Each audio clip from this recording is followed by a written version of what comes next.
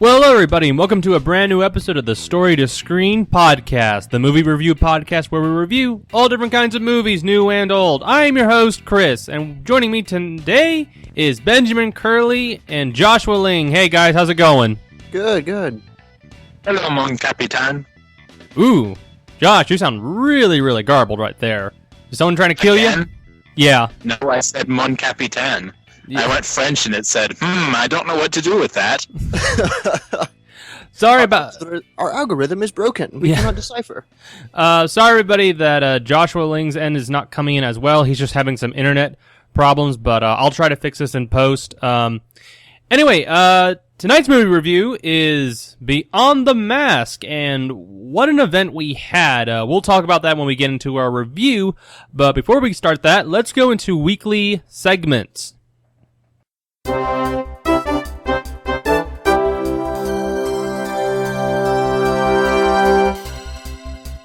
First item of the week, Hillary Clinton running for president. Oh gosh, I don't want to talk about that. Anyway. Me either. No. Yeah, let's just avoid that. Talk about Wookiees. Let's talk about Wookiees and Millennium Falcons. Okay. Oh, yeah. I got some, okay. First thing. Let's talk about new game footage too. Oh, game? Oh, hold on. Actually, this, I think it was the past 2 days, we got a lot of trailers, and I mean a lot. Some good, some bad. One bad one. Actually, and then one really epic one. Which one should we start with? Terminator Genesis, Batman v Superman, or Star Wars? David versus Goliath. No. No, gosh, that was Little inside reference there. yeah. Let's go ahead and start with Terminator Genesis. I know you're not a fan of the Terminator movies, Josh, but Ben, what did you think of the new Terminator Genesis trailer? Actually, I'm gonna have to apologize. I have not seen that one yet. Really? I have not seen that. Okay, so you have not heard anything about what the trailer does. Well, I mean, I did see some titles and headlines, a little bit more about it, but no, I have not. I heard some scuttlebutt about it rewriting things, but Do you know the twist that the trailer? What is it? Do you want me to tell you or not? Nah? Sure. Okay, here's the twist. And here's the thing though, I was shocked that they put it in the trailer. You would think that they would M. Night Shyamalan is directing it. That's the twist. No. No, here's the thing. John Connor is sent back in time to the present day as a Terminator. Huh. Oh, so that piques your curiosity? I don't know if that is the Terminator from T2 and he's taking the form like we saw in the first trailer. And there were just some of these. Another thing too is that there were just some of these awkward moments in the trailer that just didn't seem to work that well. Anyway, watch the trailer, Ben, and you'll know what I'm talking about if you dare. Okay, we'll go ahead and skip that. The Batman v Superman trailer. Did any of you guys see this one? Unfortunately, yes. I have not yet. Oh, you have not? I would have thought you would. Yeah, you sent it, and I'm like, I have to do this editing for this video and this and that, and yeah. So DC Comics, it's one of those things. I'm a Marvel guy right now. I love those DC superheroes, but I haven't really seen a whole lot. You know, I liked Man of Steel. I'm one of the few that actually liked it, but it still doesn't get me to where I'm saying, what's next? You know, and yeah, so. So, between Ben and I, what did you think of the trailer, Ben? Well, I just don't see it going anywhere. I mean, really, Batman versus Superman, we all know who wins that, obviously. So that can't be our A story. You know, that's how the movie starts out, but they can't continue the entire movie. That's so one-sided. Like, seriously? There's got to be some sort of team up or something that happens to progress through most of the movie. I don't know. Yeah. I think. Well, yeah. Go ahead. It just really, I don't know. I just see it really failing, and I can't be the only one. I'm, reading through comments, just like a whole bunch of people, please don't suck, please don't suck. I think that's kind of the sentiment. It's like, okay, my expectations are really low right now.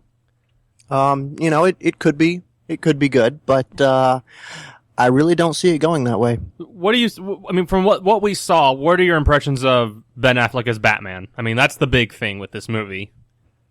All I can say is, ooh, glowing eyes and big hulking suit. Yeah, I mean, I saw the trailer, and I'm one of those guys that like Man of Steel, but I wanted to see a straight-up Man of Steel sequel. I didn't want to see Batman or none of that. I didn't want to see that, and... Well, it's DC trying, in the stupidest way possible, to do their competition with... The Avengers. This is their event.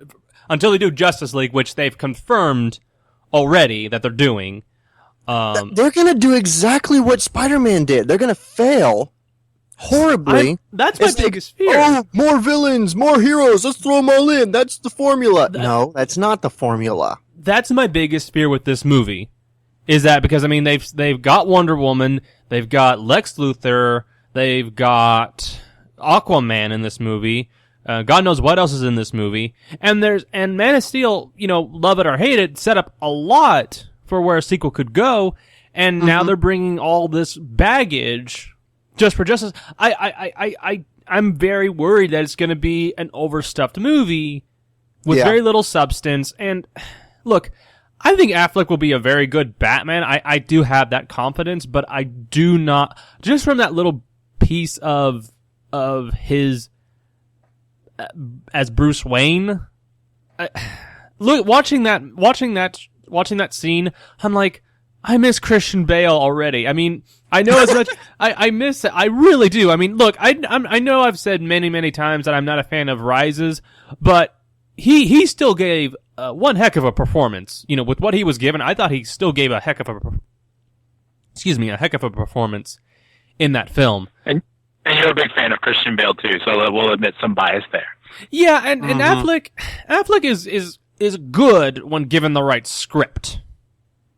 I think he's a better filmmaker than he is than an actor, to be quite honest. But and my biggest fear, just with the idea that they're going with this movie, because you see those. Did you notice, Ben, the cops bowing down before Superman?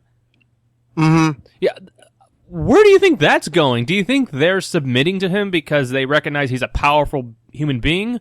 And that's my biggest fear is that's going to all this fame and attention is going to go to his head, Superman's head, when in reality he has to be this symbol of hope. And I don't think they've managed to land that aspect of Superman quite well. I'm hoping that this new movie isn't where Superman becomes egotistical and then Batman's the one to teach him that. That should be Jor-El that should be teaching him that stuff. Like you shouldn't become an egotistical brat or anything like that. Well, I think they're intentionally, in the trailer, painting Superman as the bad guy. They are. And they're trying to get us to, root for Batman against Superman. Yeah. And Superman is the bad guy. And I think that's just a gimmick for the trailer. I don't really see them having that much story if they continue that route. Yeah, and then, you're going to have to, and again, you're going to have to spend all the time developing Batman and his, whatever this Batman in this particular world is going through, Yeah. Yeah, they're introducing a brand new Batman. Okay. That's just, as a lead, that's just not a good idea for a movie that's not, it's just gonna fail. It's just gonna fail. I'm gonna call it now. I think it'll do, dude. I think it's gonna make tons of money. It's gonna make tons of money and it's gonna flop. It's gonna make you think it's gonna flop critically with the critics and all that. I think the movie is gonna be a very cool, stylized movie which fits the Zack Snyder aspect, but I don't think Sparta. It's X-Men Last Stand. He didn't do that movie. No, I know. But that's the direction I think it's going to go here. Really? Like a Spider-Man 3, an X-Men 3? Yes. Okay. Or Amazing Spider-Man 2. Just overstuffed and ridiculous plot points that just don't really work as well. That's what I'm seeing, yeah. Yeah. I'm seeing a movie that appeals to a 15-year-old boy. Yeah. But that's it. Yeah. And another thing, too, is that I'm just also afraid that Batman is going to be the one punching the snot out of Superman, and he's going to get the upper hand. And I'm like, I don't want to see that. I want to see Superman be Superman. I want to see him be the righteous, like, individual that we've kind of, the symbol of hope, that symbol of, that nature and symbol of hope that we've come to know about the character, him kind of fully embracing that in this movie, and then him going up against a darker person who's really lost his way and is kind of in need of, lack of a better term, of a savior. You know, I mean, I don't know how the relationship between Batman and Superman works in the comics. I do know there's a lot of banter, but I do know they have a good friendship. But, you know, I'm not too sure which direction they're going with this movie. Anyway, we'll skip. Look, that movie is 11 months away from now. We'll talk about it more in depth when we get to it. Yeah. Okay, here's the major highlight. Star Wars. Yay!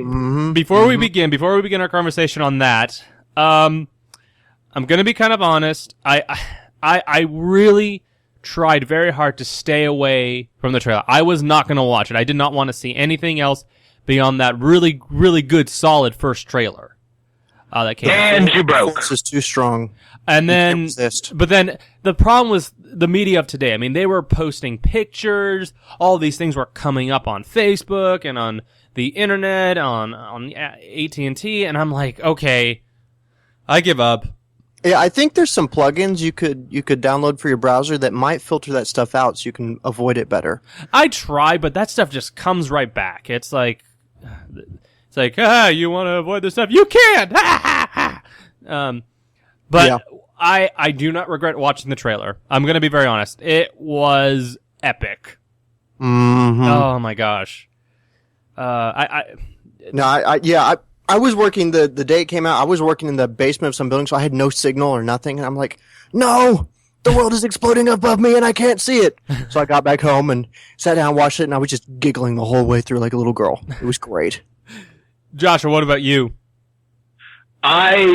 I don't know that I was impressed as everyone else, but I'm really excited. I mean, it's fun. It's space fantasy coming back for reals this time, and I miss space fantasy. Everything's been space western or hard science fiction or Star Trekian type stuff for a long, long time, and I miss space fantasy. I miss laser guns and, you know, robots and fun stuff, and that to me was what Star Wars was all about. Yes, it has a great story, you know, at its core, but you know, if you actually really look at Star Wars story, it is kind of a mess, but it follows the broader strokes of storytelling, and it's just fun.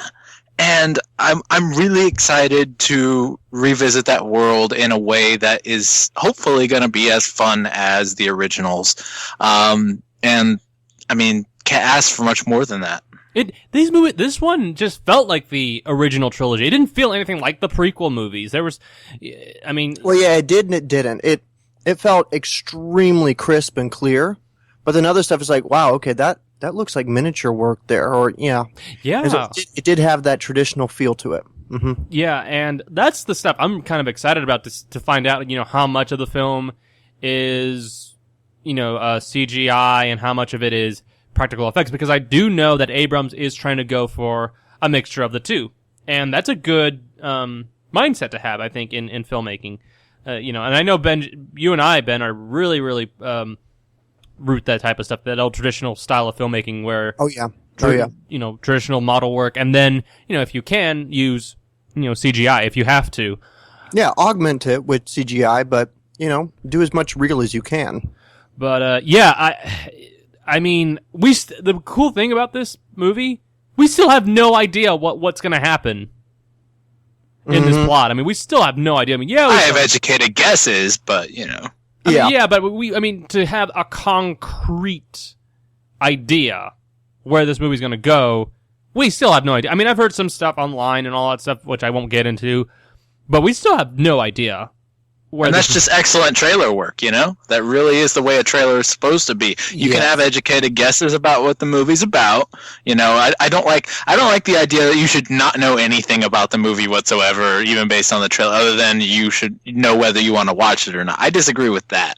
I do feel like it does need to give a little piece of what it's going to feel like and what the story is going to be like, but that's all, just a little piece. And that's what this gave, and I'm so very happy that it did. It's just great trailer work. Yeah. Mm-hmm. I mean, I know you and I talked about this, but I'm still kind of shocked that they are still showing as much as they did, because I would assume, especially with a guy like Abrams, that he would want to keep as much of it as under wraps as possible. Yeah, Disney wants to promote it properly. That's the difference. Yeah, and I think he learned the hard way with Star Trek Into Darkness that lying about a character doesn't exactly make fans happy. Especially when, that movie is a little bit different because they basically just redid an old, fan favorite film, and I don't think it paid off as well. No. Anyway, that's all our trailer discussions, and that's wait. I know we're supposed to do movies here, but how can you? I know you like Star Wars games, okay? So how mention Star Wars Battlefront? I remember playing some of those games, and that was some pretty awesome graphics in that one trailer. Are we talking about the Endor one? The remake that DICE is doing. Yeah. Yeah. Okay. I'm not big into video games as I used to be, but I do recall playing those video games, and those are some pretty impressive video games. So are you gonna get this game? Yeah, it's available for pre-order now. As soon as I put my paycheck in the bank, I'm going to get it. Well, when does it come out? November. Okay. Josh, are you a fan of this stuff? Of the Battlefront video games? I had like 2 or 3 Star Wars games back in the day that I used to play, but I am a guy who plays everything from before he was 10 years old over and over and over and have a really, really hard time playing anything new. So, sorry. Well, there you go, Felix. So, actually, this is the first time we've talked about video games on Story to Screen, so that's kind of cool. So, if you like Star Wars, the Battlefront...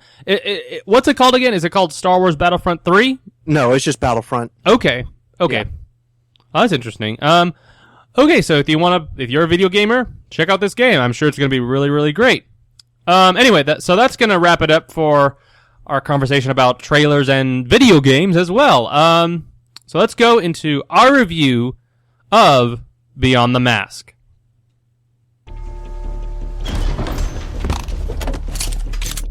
Call the shot, Mr. Brand. One last time. On my mark. Fire. William, have I not impressed upon you the opportunities that could await you in the Americas? Charles, You are the man that I need there. I'm done. You mean that? Yes. Make sure he's dead. Driver, your garage is on fire!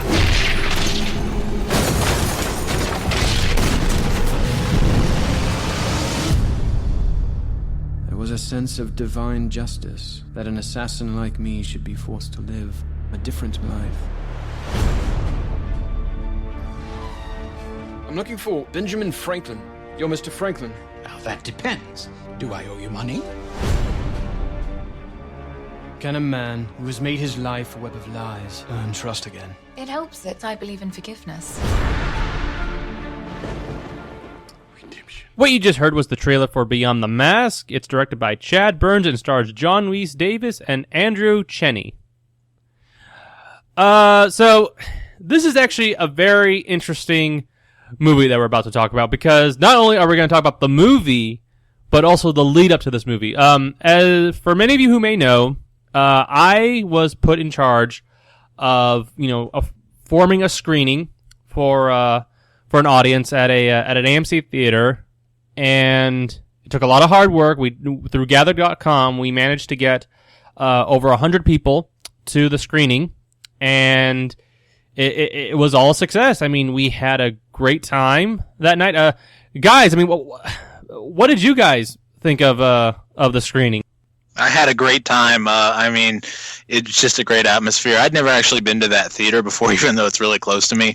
And it was really comfy. They have the layback seats. It was great. Met a lot of people and talked about, Christian filmmaking. It was fun. Yeah, I mean, that was such a great moment. And the cool part was just going out in front of the audience and just saying, "Oh, hey everybody, welcome to Story to Screen's first official movie screening for Beyond the Mask." And the funny part is when I mentioned, Story to Screen's first official screening, this guy up there was like, looked at his wife and was like, "What is he talking about?" What did you drag me to? But no, that was just awesome. Just being, just speaking in front of the people and just talking about, thanking them, thanking the, talking about the podcast, and also just talking about the film just briefly, and just having you guys come on set with me was really, really cool. I mean, what was going through your mindsets when I invited you guys onto the stage? I'm thinking, I don't know. I mean, I wasn't nervous or anything. Done plenty of speaking like that before, so just trying to formulate my thoughts and figure out what I was going to say. That's about it. I was just pretty much thinking, hopefully Chris will stay on track and I won't have to keep him on track. So it's just, not a knock against you. I'm playing, and it felt like being on the podcast just with people watching. I am a public performer by nature, and so not nervous at all. I was excited. I was thinking about the movie. I was excited to see the movie. Yeah, I think everybody was just really excited to see the movie and what they had done, but I felt like we had accomplished something really, really massive with the screening, and just also the podcast. And thankfully, because of that, we have a couple more followers already. So if we do more screenings like this, I'm hoping to kind of pass out like business cards, advertising the podcast and where they can find us and all that stuff. So, but that was just great. Just also interviewing some of the people as well. Just talking to them about the movie, and it was just so much fun. It was just so much fun. As I said, we'll be sure to post the videos, and as we speak, Joshua is now editing a cut for the little video that the premiere and all that stuff. So we're really, really excited for it. So keep up the good work, Joshua, and hopefully you'll deliver a pretty good, solid video for us. So keep up the good work. I will. Okay. I will, no doubts. Okay. Anyway, besides all the pleasantries and talking about the screening, let's talk about the actual film itself. So, Joshua, what were your thoughts on Beyond the Mask? I have been waiting and waiting and waiting all my life for a movie done by Christians, promoted by Christians to the Christian community that is as fun as this movie. I will not say that it is completely perfect. No film is. I'm not saying that it's super close to perfect. I will say it's one of the closest that I've seen. But the biggest thing that I've noticed is, there's a joy in storytelling. Of telling a story that has come to your mind, that has big imagination in it, and lots of crazy ideas that are meant to astound and cause wonder. And this is the first quote-unquote Christian film that I have ever seen do it at this level. There are issues with it, definitely, and we'll talk about some of those issues.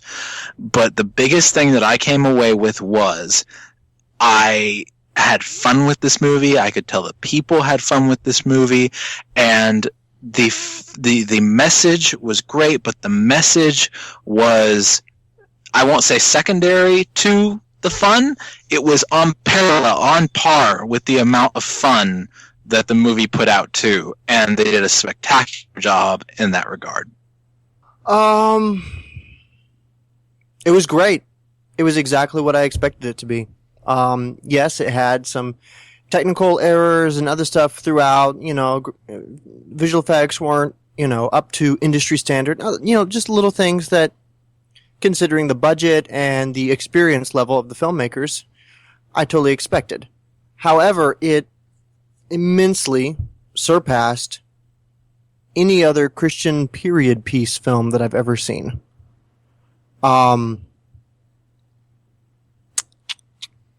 It had a very, very good message. That's what you see in a lot of Christian films. Typically, they try to, they go one direction or the other, generally. You'll get quality Christian films, which I like to refer to as family-friendly films only. And they've got, they're good quality, but they've just got the cheesiest, lamest messages, and stories.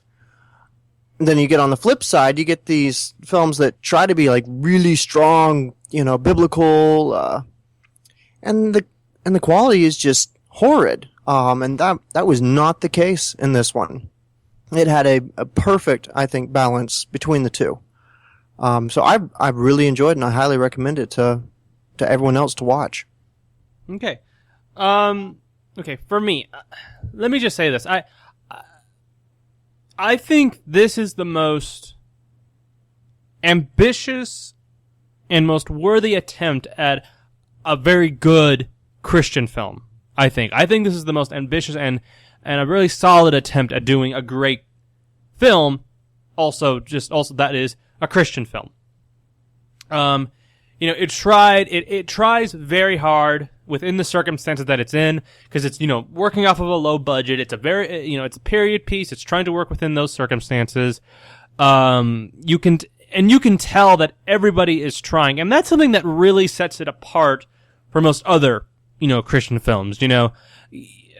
Other Christian films, they're just so gung-ho on the message, and it's like, we gotta get the message right, and maybe everything else kind of suffers for it, characters and, production kind of falls apart, and that's kind of the victim of the Christian films. This one blended the message and the story very, very well, and I think that's a tribute to Paul McCusker, who is a writer on Adventures in Odyssey, because that man can write some really solid stories on that show, and I think that's a demonstration here. Very well. And however, for me, there are quite a few flaws within this movie, and they're kind of somewhat problematic, and I think they're more technical problems than anything else, and maybe even just some story routes that they go with, and I think that kind of prevents it from being a better, if not a greater, Christian movie. But I think I can definitely rank this along the lines of the Sherwood pictured films, and I don't know if it surpasses it. I need another viewing. I need some more time to think about it, but at least this is a very worthy addition to the Christian film arena. I think it's a very good attempt. However, even though it is somewhat very flawed in my opinion. You know what, guys? Let's just get it out of the way. Let's just start with our negatives real quickly, so that we can kind of glean on the positives at the very end. My negatives are mostly going to be in regard to story and stuff. Like I've said before many a time on this podcast, I'm not as into the technical side of things. I know a little bit. I'm good at video editing. I'm good at a few other things, but I don't really have an eye for the visual arts as much as story itself. And from a story standpoint, there are two major things that stand out about this film. One is I'll start out with the big one. Overall, if you looked at this story on paper and you looked at the outline of this story, it is a bit of a mess. But it's a mess that is very, very good when you go through it. It's kind of like a roller coaster ride in that a proper roller coaster based on story structure at least will, build to its climax. It'll go down at the end, and resolve pretty easily. This one definitely has a lot more twists and turns. Which I appreciated. But it still works. The overall narrative works really well. If you went from a technical story standpoint, it's a mess. It is a hot mess, but it works really well, so I look past that. And then the other thing that I really wanted to point out, there are little bits here and there otherwise, of course, as far as story goes, but the only other glaring thing was using informed narration to tell us of something that happened over the course of time, instead of showing it with a montage or showing it in more detail. That mainly happened toward the beginning of the film, and as a result, the first act is not my favorite. However, the second act is phenomenal, and I believe the third act is very good as well. I wouldn't say it's as good as the second act, and that is weird for a movie to have a second act that's kind of the best, but the story did a very good job, and that's the main thing I'll focus on. The negative side of it is informed narration, taking some shortcuts in that regard, a few scenes that seemed coincidental until you really started to think about them, and just the overall narrative kind of being a mess. As this story goes, I'll just touch on that really briefly here. It was a little bit hard to follow. I definitely agree there. The narration didn't seem to fit very well either, and the narration of him writing a letter or something never really tied back in later. So that's the biggest down that I have on story. Technically, I don't know. It's hard to pick out a negative without immediately following it up with a positive here, because I was wowed by the intro shot. Yeah, that was a great shot. As far as cinematography goes, they had some really good sets that they didn't quite take advantage of as much as they could or should have, I think. The movie still felt very closed in, and because of that, slightly low budget. I mean, the opening shot, some wide, aerial shots that helped fix that a little bit, but they never really put those in further throughout to remind us, we're in a big world here. When we moved from Europe over to the Americas, we never, it didn't really feel the transition like we should have. Yeah. For one moment, I thought they were going to do it. Like, they were just going to do the, like, okay, we're in England, and forget to show the voyage, something like that. Like, that was a bit of a problem. Exactly, yeah. So there needed to be a little bit more fill, and that was another thing that just kind of makes it harder to follow. There was one shot I recall that stood out to me as really funky. Right somewhere near the end. Was it the windmill? Somewhere in the third act. Yeah, there was that long, painful shot of the windmill. Yeah, that went on for quite a while. And then we get this pan up and down of windmill. It's like, there's nothing to look at. This means nothing to me. This feels really awkward. It stayed on it for like a good 10 seconds. You would think it would be like 1, 2, at least the most 3 seconds. Exactly. I mean, yeah, I get this, focus on this structure and kind of do this slow dolly in movement or whatever, but not for so long. Not do this pan up, pan down, pan across. That was really awkward. You know what it reminded me of? Huh.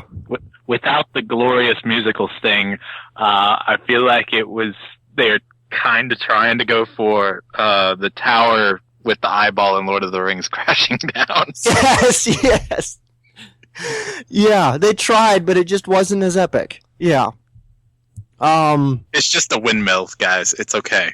Yeah, exactly. I mean, I'm sure someone spent a lot of time modeling that in 3D space, and they wanted to show it off, but not for the sake of the story. Yeah, it just the long shot just didn't.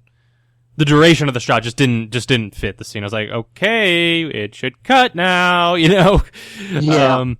Yeah, I know what that's like. Anything else, Ben, or is that it? Well, I mean, okay, I liked their tie-in with some of actual events. Yeah, that's Paul McCusker. I think that's where Paul McCusker really shows his strength as a writer, pulling in these.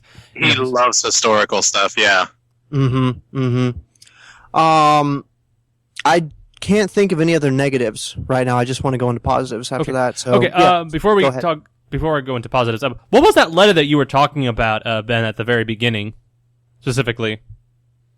Which one? The shot that I liked? You said he was writing a letter. No, the letter that he was writing, and then it just didn't go. It's part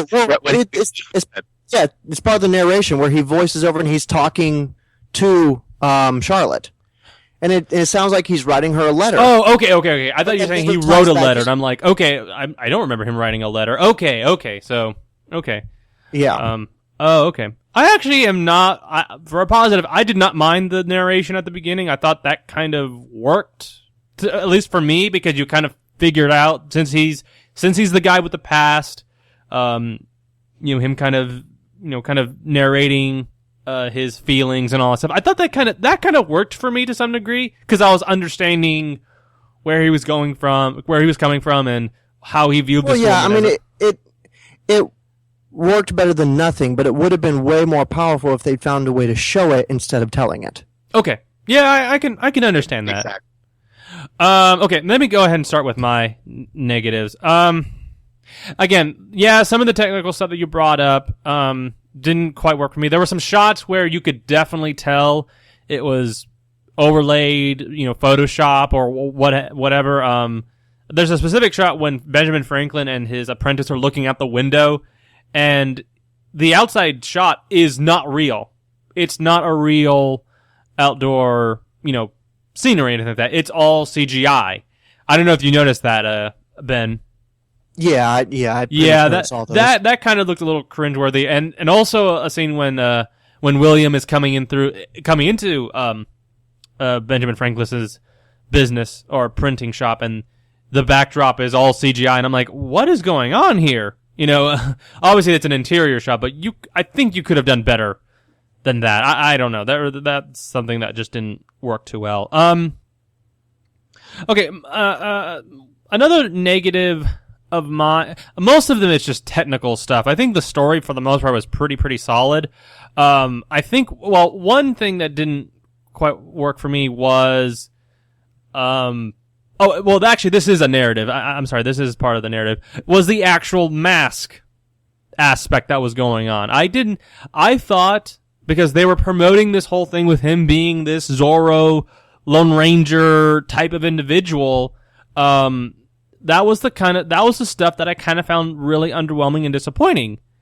And you know what I'm guys talking about? All that stuff with him as in the mask and all this, him becoming the highwayman. Mm-hmm. Those are the parts that were very disappointing. I mean, the fights, like his entrance shot. I mean, look, the build up, I think Chad was trying to avoid a, Batman Begins type of entrance or Zorro or anything like that. I think he was trying to avoid that. But when you are building up this guy who's trying to really redeem himself, and, who's in this movie, I think is, can definitely, I think could have had some far better action scenes. I think you should have put him in a fight scene with those guys in that warehouse in his very first scene. I think that was he jumps on the wagon, and that's it. He drives them out of there, and there's no sword fight. There's nothing like that. There's no I'm Batman type of moment, which I'm glad they avoided that, but they could have done more with his entrance shot. I mean, do you guys disagree with me or not? I think the whole mask, him becoming the highwayman in this film, I think is a very underwhelming bit. I will concede that the highwayman subplot is it should have been more necessary to the overall narrative. It was necessary, but it should have been more necessary. Yes. I will say, however, that I think one of the reasons it felt underwhelming was because it was supposed to feel underwhelming. I believe that the story is coming from a perspective that he is trying his hardest, his everything, to redeem himself by himself. And while as impressive as it is, it's never something so great that he is, able to redeem himself. I think that was a conscious choice on director's part to not place so much focus on that particular subplot that it would undermine the power of him finally being saved. I think that was a conscious choice. Ben? Yeah.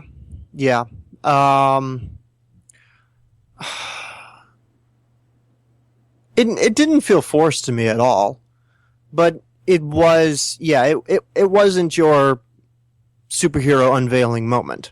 But like you're saying, it doesn't need to be. It's not supposed to be. Yeah. Do you think they could have done more with that character? I mean, that whole aspect of the film, the beyond the mask vigilante aspect. Well, I mean,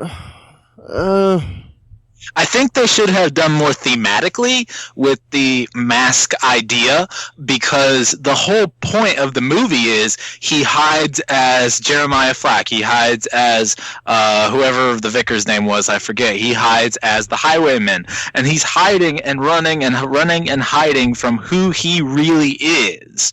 And that's one of the things that I was so happy with John Rhys Davies' line at the end, toward the end. Every man has to come to terms with his own contradictions. Mm-hmm. And he says, and I have. That was the Edwin Blackguard moment, to quote Odyssey. It was that moment of clarity from the villain and the hero, where it's like these people are bearing who they really truly are at the core. And one is, it's like Beauty and the Beast kind of. One is, Gaston, beautiful on the outside, horrible on the inside, and then one's horrible on the outside, one's beautiful on the inside. Obviously, there's some overlap there because there was evil in our character in the beginning and stuff like that, and he's repenting. But still, it really, I feel like that is the core of the story. This idea of hiding behind a mask is that thematic core. And I do think that the Highwaymen should have been a little bit more on the nose to the narrative, the overall narrative, than it was. Yeah. Well, one of the things that kind of shocked me was that, he was able to keep his secret identity from the bad guys, but I think some of them were able to figure out who he was pretty early. Like, there's this moment in the movie when they read about when John Rhys Davies is reading the newspaper. Does he say, I think he said, Will. I thought he mentioned, I thought he kind of knew automatically who the Highwayman was. Am I wrong in saying that? Yeah, I think he did. Okay. I don't remember it, but it's possible. Okay. I don't know if that's a good thing or a bad thing that the movie didn't play up like the secret identity that no one knows who he is type of thing. I don't know if because look, that's just typical. Is that really necessary to the narrative though, to play that up? That's what I'm trying to figure out. I don't know if that's a good thing or a bad thing, I think maybe it's a good thing because that would have been, crossing over a bridge that's been crossed by so many, we see that going off on a tangent a little bit. Well, I mean, no. I mean, I think that's kind of an interesting thing to bring up is, is that a good thing or a bad thing? That they abandoned the whole, who is this masked man kind of, type of aspect in the story. I don't know if any of you guys agree with that. I don't think they abandoned it. It's just that we didn't have as long a period of vigilantism as other comic books and things have had. It's just, eventually every hero, for the most part, you figure out who they are, with very rare exceptions like dead Lucha Libre wrestlers. But I don't see. I mean, all superheroes, like I said, pretty much get unmasked at some point. It was just sooner rather than later for him, Yeah. Yeah, well, and it was very clear that he was not supposed to be a superhero. He wasn't supposed to redeem himself in that way. And so they couldn't explore it in that form without supporting something that he wasn't supposed to be. You know? Does that make sense? I guess so. I mean, I guess this is another conversation for another time. But anyway, because we're kind of going a little long here. Okay, guys, let's just go ahead and start with our positives. I'm gonna start with my first positive. Andrew Chaney has the nicest jaw lines I've ever seen on a man ever. For reals. No wonder why they didn't. No wonder why they didn't use the mask that much, because the jawline was way too noticeable. That's how people were able to figure out that was him. It was like, that's William. I recognize that jawline anywhere. So he puts Buzz Lightyear to shame. Yeah, I was talking with my my wife and sister-in-law on the way home afterwards, and they're like, his jaws were so distracting. His jaw muscles flexing. It couldn't take him seriously. Were any of you guys shocked that they kind of showed him shirtless in that bed scene? I was like, wow, this guy works out massively. I have no problem. Whatever. Oh, wait. Okay, that actually triggers another negative I had concerning it. Oh, okay. Concerning the movie overall. Could they have teased out their, are they going to kiss or are they not going to kiss any more than they possibly did? I mean, seriously. Yes. It was really irritating. It's like, just let them kiss or not, but stop teasing it. Stop making such a big deal. Yeah. I will say this. That is some of the biggest tension I have seen in a theater for something. And I don't care. I'm one of those guys that's like, you do it based on your characters. Are they kissy people or are they not kissy people? But, it's such a funny thing, this super conservative, core group of people who's your audience who, some of them are against kissing before marriage and all this other kind of stuff. And it was so funny to me, the amount of tension that was not just put into the film, but just that I felt in the audience. Like, people going, yes, kiss, and people going, oh, are they gonna kiss? Oh my goodness. I know. I was, dude, like, Ben, I have to admit, I was like, going to the movie, was like, these two better kiss or else I'm gonna really hate this movie. Well, I know, right? I mean, the first couple times, the first time at the dock when she, falls backwards, to avoid a kiss. That was cute. That was funny. That was fine. But then the following times after that, like the balcony scene, it was just like they're so close. Like they're looking at each other's lips. They're licking their lips to get ready for a kiss, but then they don't. It's like kiss. Everything was telling me they were about to kiss, and then they didn't. I just wish the framing. I just wish it hadn't led to that because that was frustrating. It's like, if they're not going to kiss, then don't lead me to think that they are going to kiss, unless that's part of the story, which... Well, kind of was, in that really. They totally brought you along and manipulated your emotions. But I did not like that. Film is supposed to. The great film, with great love stories, I think you need to have that first kiss, like in the first, to tell a story, you have to build up to the moment as well. Sure, but the problem with that moment was that it was at the very end, and they were having these parts where it was like they drew it out too long. It's like, come on, you idiots! Kiss each other! Love her, embrace her, kiss her, something. It was, oh my gosh, and there were these, like, the balcony is that a fault of the film? Yes! Or the fault of the characters that okay, let me put it this way. It's the way that it was written. It was the way that it was written. Okay, but should your anger be on the film or on these characters? It's in the film. It's the way that it was done. And it's like, you need to... You're mad at the characters here, Chris.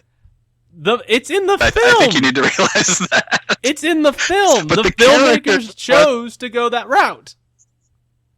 Yes, and the characters did as well. The characters have no control over what the screenplay dictates for them. No, but there are times when the directors and things don't have full control over what their characters are going to do either. But that's a whole nother writing story. If you stay consistent with Ben, do you agree with this statement that he just made? Well, I'm gonna just kind of ride the fence on this one.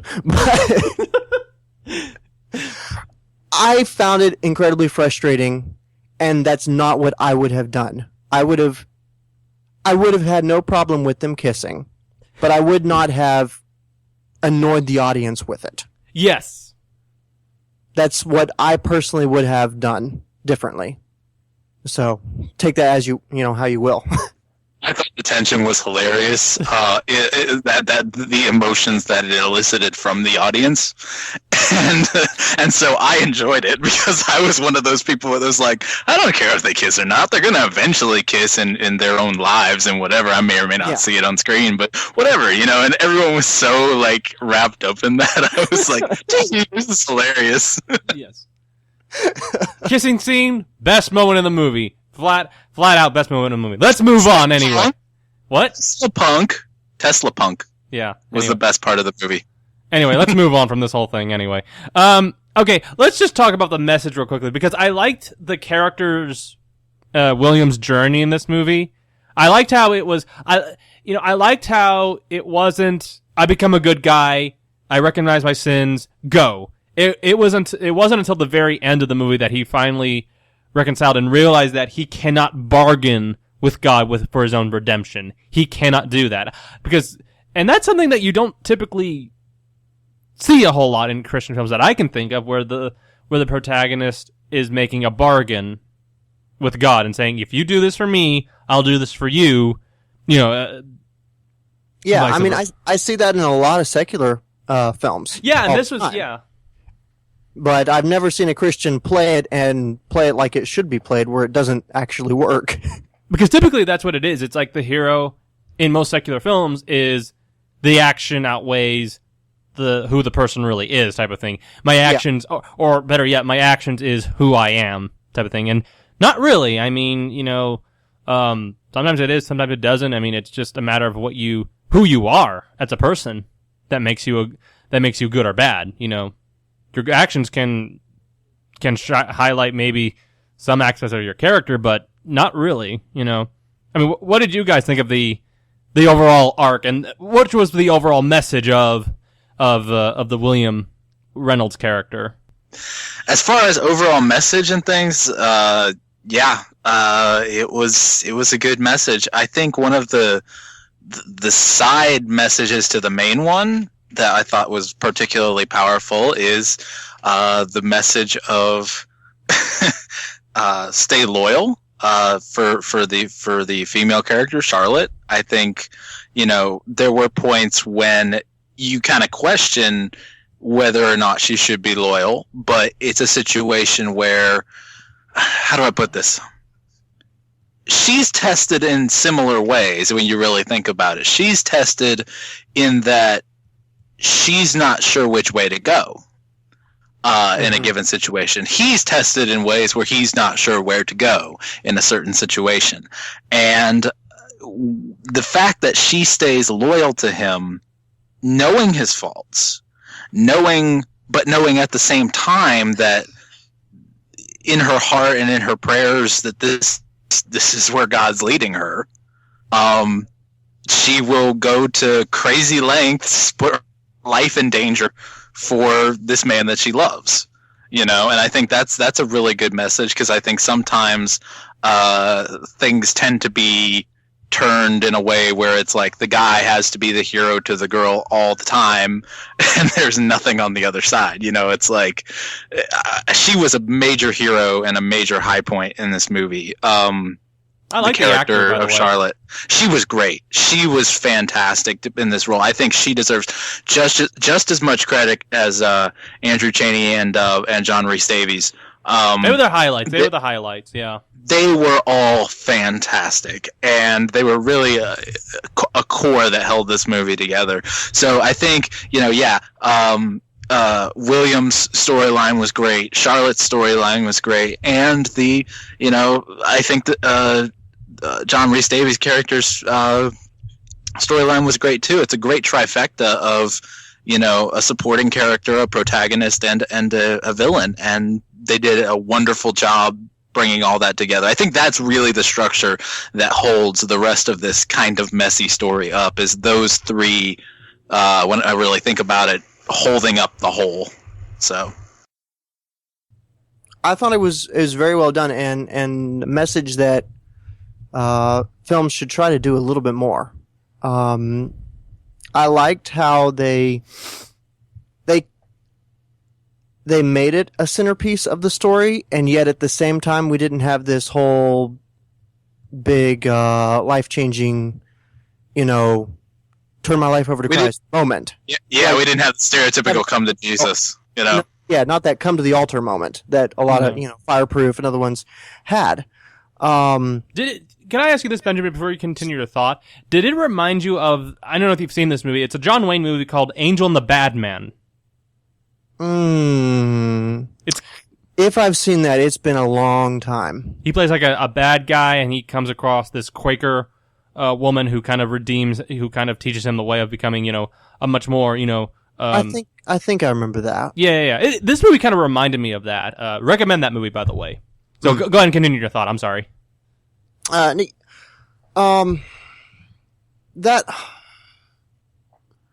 as far as just trying to think about it here. I don't see anything bad with that. That approach. That approach to it. No.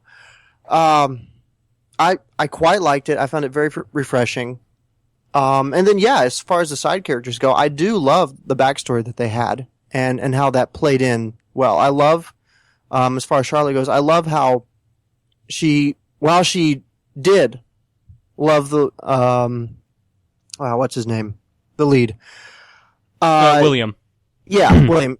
While she very clearly loved William, at the same time, she didn't let her emotions master her. She's still very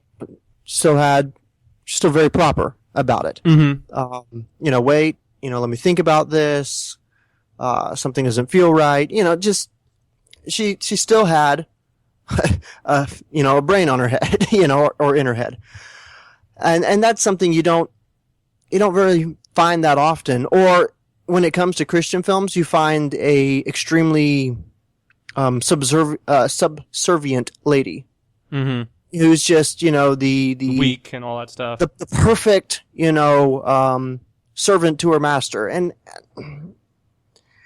that's just, that's not how life works, And that's not what I think God ever intended a woman to be, She's every bit a warrior in God's, army as a man is. Exactly. She's completely equal of value. Her role may be different, but that doesn't make her any less valuable. Exactly. So, yeah. And I think they played that very well here. As far as John Rhys Davies' character, the only thing that really bugged me about it was he seemed like he wanted to protect his niece so much, and then all of a sudden he didn't. And I didn't really get why he was suddenly okay with getting rid of her so quickly. Yeah. I guess I saw it kind of coming because, if he was willing to turn his back on this guy, who he's more than willing to, turn his back on his own flesh and blood. I mean, so that moment didn't really shock me that much. What? Yeah, that's a good point. That's a good point. My other thing about him doing that is, you can kind of get out of that he never really truly cared about her. It's that he was using her for his own means. To me, having a lady in those positions at parties and things like that, possibly he might train her to be a diplomat and be, use her for subterfuge, and such in future too. So you never know what his plans were with her. But I definitely think that him being kind to Charlotte was for his own selfish means. Yeah. Okay. So we're gonna go ahead and wrap it up, guys. Oh my gosh, I have just got some breaking news as we speak right now. How many of you have grown up watching the Anne of Green Gables TV show on PBS? Do any of you remember that? I know it. Yeah, I saw some of them. Okay, like the one with Megan Follows. You know what I'm talking about? Well, it has been brought to my attention right now, as we speak, the actor who played Gilbert Blythe, Jonathan Cromie, is dead at 48. I don't know what he died of. Wow, that is That is very, very sad. I was just listening to you guys, and all of a sudden this thing just popped up on my news feed, and then it said that Gilbert Blythe, the actor who played Gilbert Blythe, has passed away. Wow. Yeah. I didn't expect that at all. Wow. That is very, very sad. And he's only 40, and he was only 48 years old. He wasn't that old. I mean, yeah, something else going on there. oh my gosh. I won't look into this anymore. I'll off the air. I'll look at this a little further. But anyway, wow. I'm really shocked by that. Anyway, I'm sorry about that, folks. This is new for us. Breaking news on Story to Screen. Wow, as we speak. Anyway, folks, we're gonna go ahead and wrap it up. Thank you, Benjamin and Joshua, for sharing your opinions on the film, and hopefully we can do this again. I have some plans, hopefully, for some future screenings that we might try to do. So please find us on Facebook, follow us on Twitter, like us and subscribe, and download our episodes on iTunes. And please leave a review for us. That can help build our podcast to bigger heights and help us get into the big dogs. Maybe we'll see what happens. But anyway, thank you guys for reviewing this movie with us, and catch you next week with Ratatouille as we continue our Brad Bird series. And eventually we'll also be doing our Avengers commentary leading up to Avengers Age of Ultron. So take care, guys. Cheers. See ya. Ow! Wow, that actually turned out pretty good. I think so. Yeah. Need some editing, but yeah, it should turn out really well. Oh.